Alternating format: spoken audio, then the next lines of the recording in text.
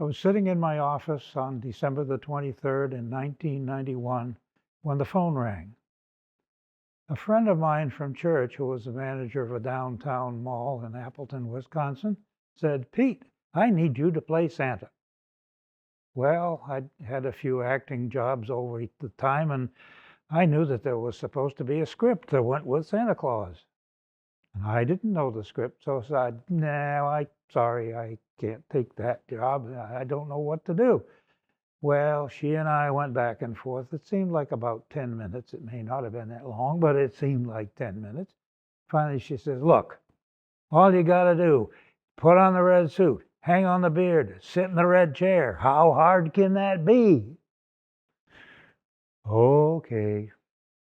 So I arrived at the appropriate time. I put on the red suit and I hung on the white beard, and she escorted me out to the red chair.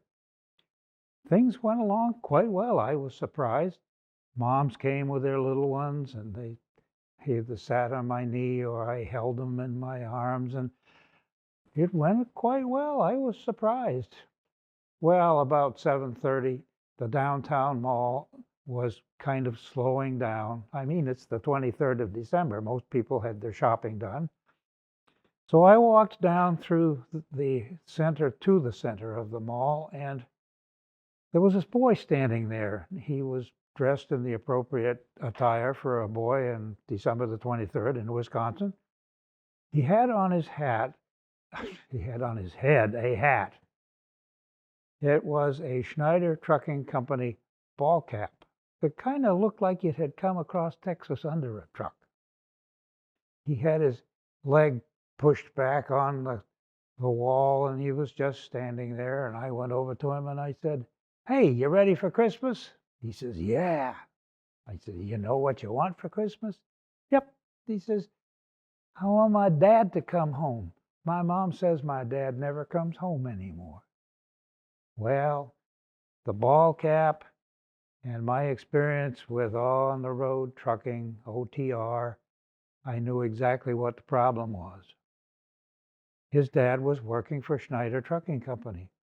And these folks would take a load from New York to California. In California, they'd pick up a load and take it to Birmingham. In Birmingham, they'd pick up a load and they'd take it to Minneapolis. He was on the road all the time. And I understood what the situation was. But then I thought, how hard can it be? So I said, "There's some things Santa can't do. Can I give you a hug?" He says, "Okay." And we hugged. And he held on. It meant something to him. Well, in my 33 years since then, I've found a lot of experiences that just say, how hard can that be? One of the tough ones was a high school student who came to me.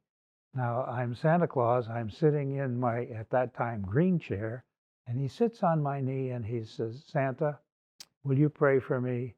I'm a member of a gang and I owe them some money and I think they're going to kill me." How hard can it be? And I said to him, "Let's pray about it." And we did, right there. A few days later, I was walking to my break and I saw this student, and he was with two other people, a boy and a girl, and they were just laughing and having a good time. And I kind of figured out that that boy and that girl were the head of the gang.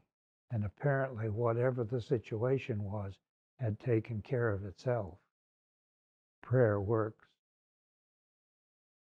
I've got lots of experiences like that I'll share with you as time goes along. A little entertainment from Santa Claus. And so I say to you now, I am forever Santa Claus.